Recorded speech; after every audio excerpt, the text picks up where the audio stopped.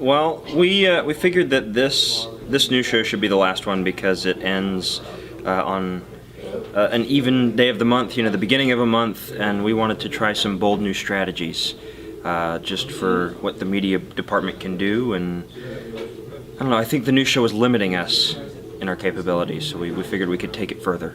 From the High School Experience Studios at Franklin Academy 5, join our anchors this week for a fantastic... There are several new sports at FA this year, including track and field. We sat down with Coach Martin, Cheyenne Delicani, and Kiana Cook to find out more. Hey, Billy Bob. Yeah, Jim Bob? You got any food? No. We finished it all. We ate all. Do you like music?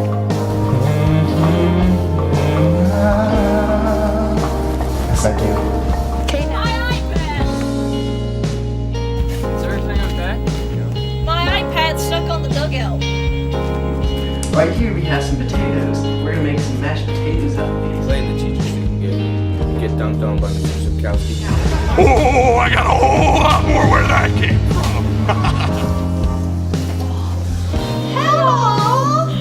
In all my 310 years of living, I've never been with the coolest siblings in school.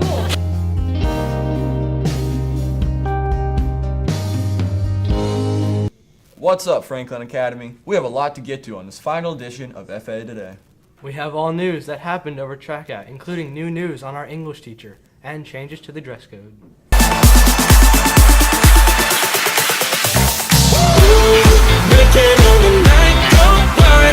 Thanks for joining us on this lovely makeup day. I'm Cody Hillman alongside Daniel Megan, here to update you on what's happening at FA.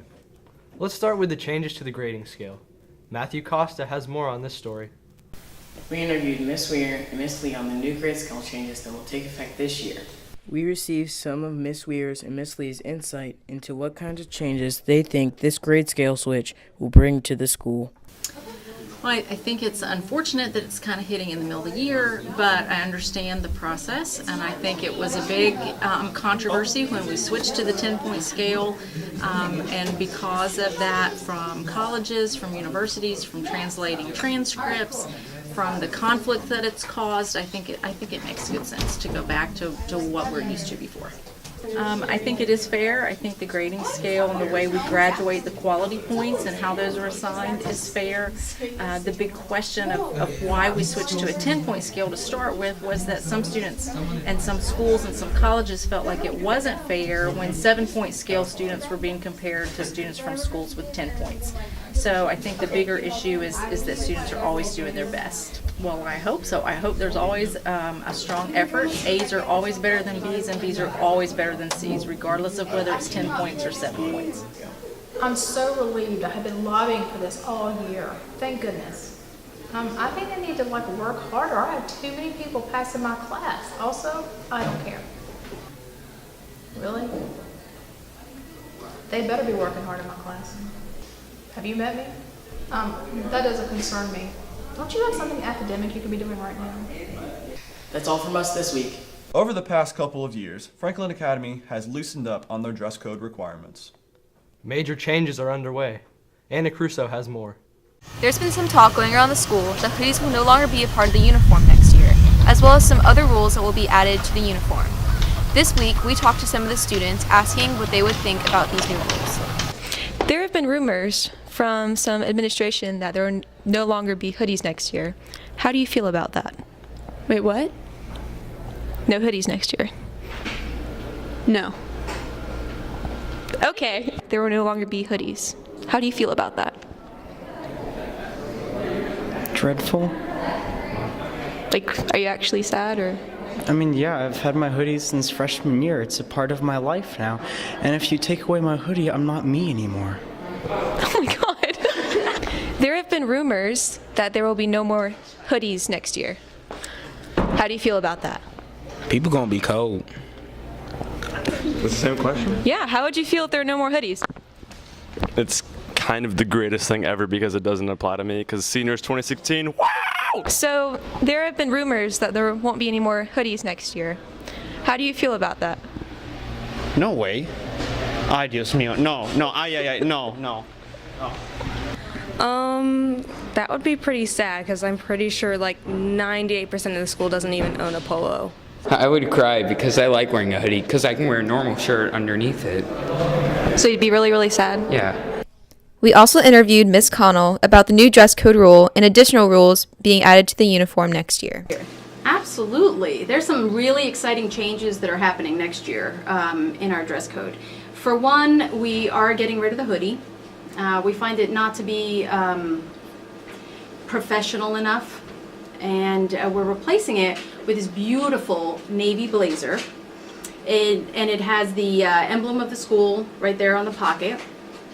Boys will actually now be wearing the exact same tie during game days, red, white, and blue.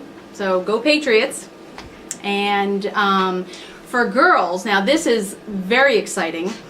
Girls now have the option of wearing on game day jumpers, navy or tan jumpers. And with that, or underneath that I should say, there'll be some blouse, a buttoned up blouse to wear underneath.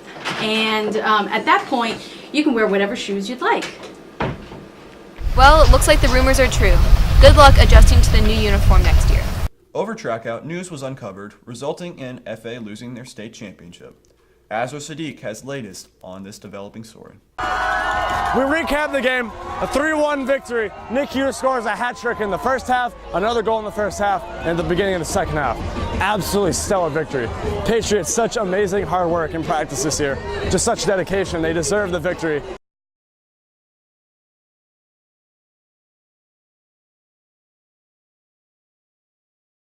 In a letter dated March 11th, 2016, I received from the High School Athletic Association this information.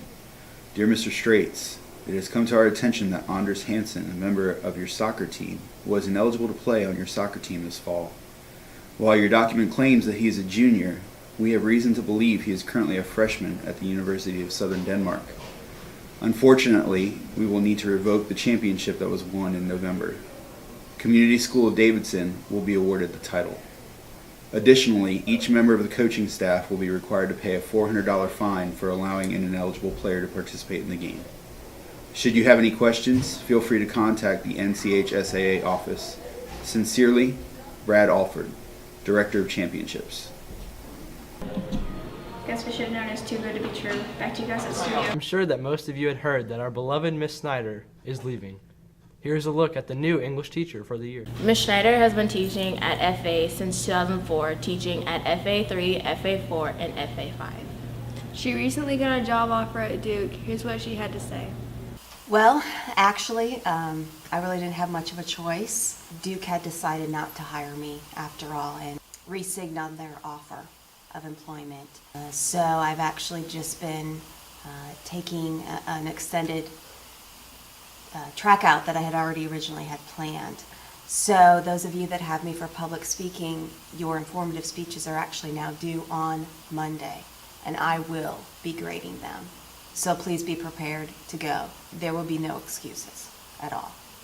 So I was all just kind of a ruse. So I guess all the goodbyes were not needed. So hi again, everybody. Good luck with your public speaking papers, guys. Dude, I'm stressed out about the senior project next year. Wait, what are you talking about? Didn't they get rid of it? Wait, what, really? Yeah. Here's Ben Voris with more. With Ms. Hens resigning from her head role in the senior project committee, Mr. Cornegie and other head members have decided to get rid of the project altogether. Instead, students will be required to complete an additional 25 hours of community service to graduate. We interviewed Mr. Cornegie and Ms. Hens as to why they made this change to senior year. Overall, I think it's a really bad decision for a couple of reasons. One is that it takes a lot of work off of Miss Hens's plate. We like for her to be pretty bogged down with stuff, to be very busy. Oh, it's just so much extra work. You know, I don't sleep, I don't eat, the seniors are driving me crazy, they follow me around, I get emails from their parents. It's just too much. Now we don't really have a way to really just make the seniors miserable. So we decided to get rid of the senior project altogether. We just felt like the extra community service hours, that extra 25, would be so much more valuable and time efficient for our students. See you guys next week. Well, that's all we've got this week. By the way, you didn't have to come today, but kudos to those who did. Shows your patriotism. I'm Daniel Megan, and he's Cody Holtman, and we're signing off. No, we're not. Wait, what? What do you mean? Oh, wait. April Fools! We got you guys. By the way, nothing on this show was legitimate, and I hope that none of you took this for real. Now, get out of here. Goodbye.